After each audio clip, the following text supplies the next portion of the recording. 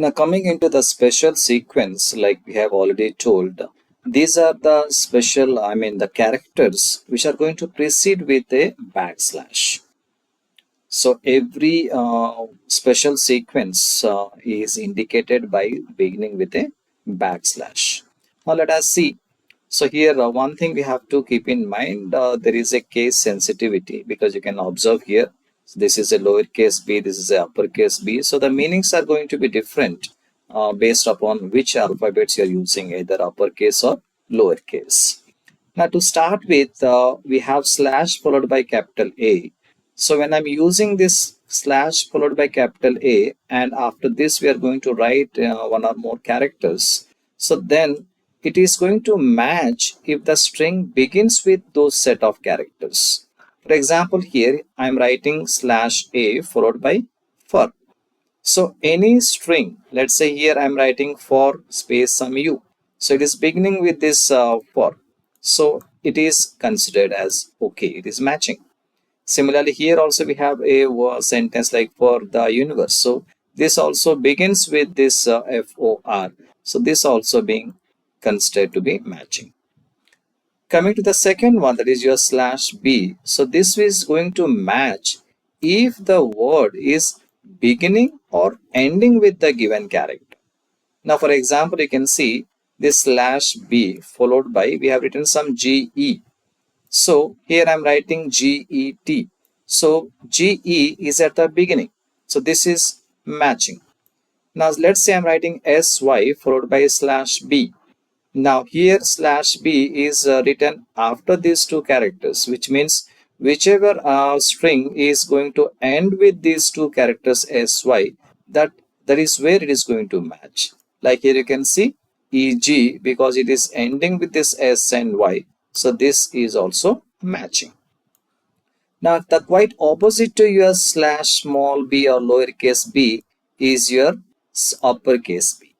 Now it is going to find out whether it do not start with or end with the given regular expression or given set of characters. For example, I'm writing slash b followed by ge. So here you can see I have this ge available, but it is neither at the beginning nor at the end. Hence, this is matching. Now here I have written et slash b. So et slash b means it has to be at the end. Okay, but you can see here I am writing this et. So this is not true because it is exactly matching with this. Okay, so the slash b and slash lowercase b and the slash uppercase b, these two are all going to work just opposite. Now coming to this slash d, lowercase d, it is going to match any decimal digit. For example, when I'm writing slash d, so 1, 2, 4, so these all are your decimal digits, so it is going to match.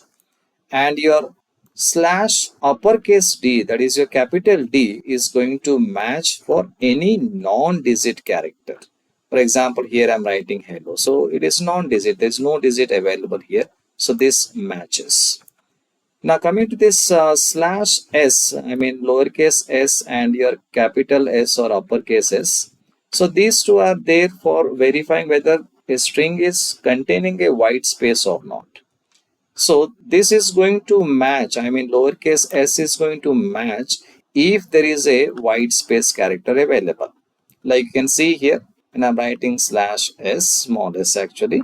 So here there is a space between hello and world. So this is going to match because it is going to check whether there contains a white space or not. Similarly, when it comes to your uppercase s, it is going to see whether there is no space available. So here you can see I'm writing hello world, but there is an underscore in between. So no space is available in this entire set of characters or a string. So this is matching. Now coming to this W and capital W. So this small w, or the lowercase w, is going to match with any characters, that is either A to Z or any digit that is 0 to 9, including your underscore. So when I'm writing slash followed by lowercase w or small w, so 1, 2, 3, this is going to match because I have digits between 0 and 9. Now here we have this also matching because this code is alphabet. Okay, and there is an underscore that is also allowed here, and followed by your S is an alphabet and 4 is a digit. So it is going to contain everything.